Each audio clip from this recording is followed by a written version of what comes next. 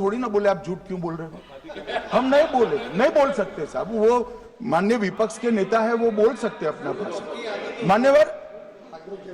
और मैंने तो ये भी कहा मेरा पूरा भाषण छूट कर कुछ बच जाता है तो आप पूछिएगा, मैं जवाब दूंगा, मगर अब धैर्य भी चाहिए और सुनना भी चाहिए, दोनों चीजें करनी पड़ती है।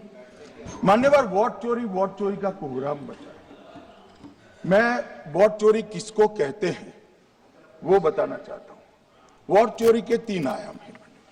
एक तो मतदाता नहीं है, मतलब योग्यता नहीं है और आप वोटर बन जाते हो तो वोट चोरी माना जाएगा।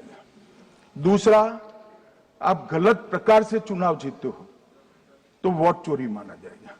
और तीसरा, जनादेश को डिफाई करते हो, मतलब वोट के विपरीत आप कोई पद प्राप्त कर लेते हो तो भी एक प्रकार से वोट चोरी होता है। अरे सुनो ना, क्यों जल्दबाजी करते हो मानिकम, क्यों? अब मैं 3 वोट चोरी की घटनाएं बताना चाहता हूं। सबसे पहली घटना हुई आजादी के बाद देश का प्रधानमंत्री तय करना था। तय कौन करना था? तो उस वक्त के जितने प्रांत थे इसके कांग्रेस के अध्यक्षों ने, उनके एक एक वोट से तय होना था। अब 28 वोट श्री सरदार पटेल को मिले और 2 वोट जवाहरलाल नेहरू जी को मिले।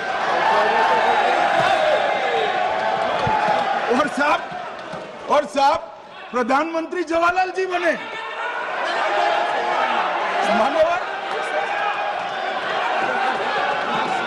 मान्यवर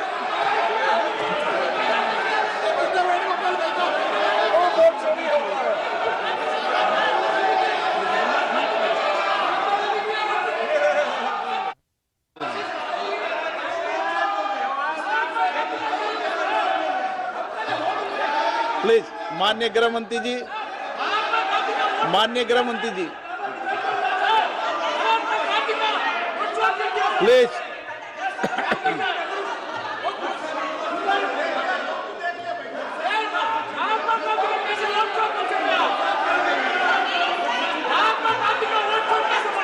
बैठो बैठो, बैठिए माने, प्लीज प्लीज प्लीज।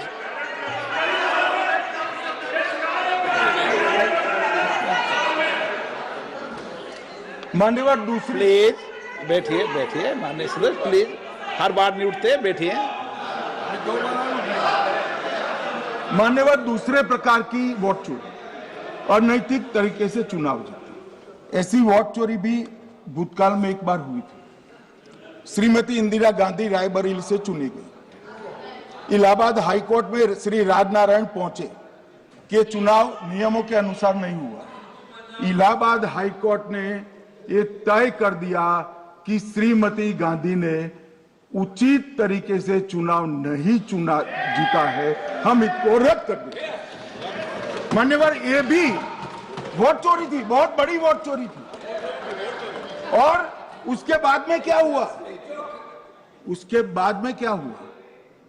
बाद में वो वोट चोरी को ढकने के लिए संसद में कानून लाया कि प्रधानमंत्री के खिलाफ कोई केस ही नहीं हो सकता।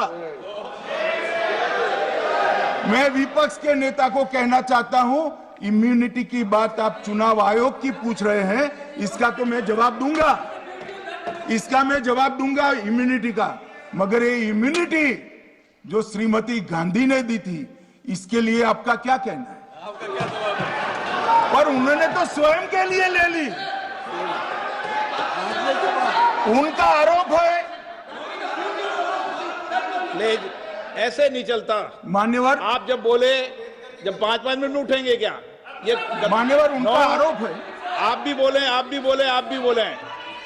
नौ गलत, 1-1 मिनट में सदस्य नहीं उठेगा ना। मान्यवर, उनका आरोप है कि सरकार ने बनाया तो लोकतंत्र ने बनाया,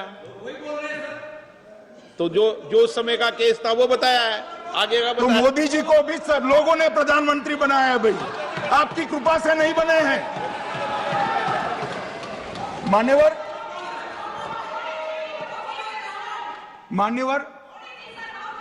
नो, प्लीज, मान्य तरीका ठीक नहीं है आपका। 2-2 मिनट में उठना।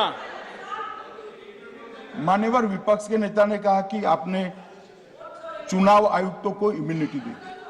मैं इनका आरोप सत्य नहीं है, मैं इसकी बात बाद में करता हूं, परंतु हमने तो चलो मानो चुनाव आयुक्त को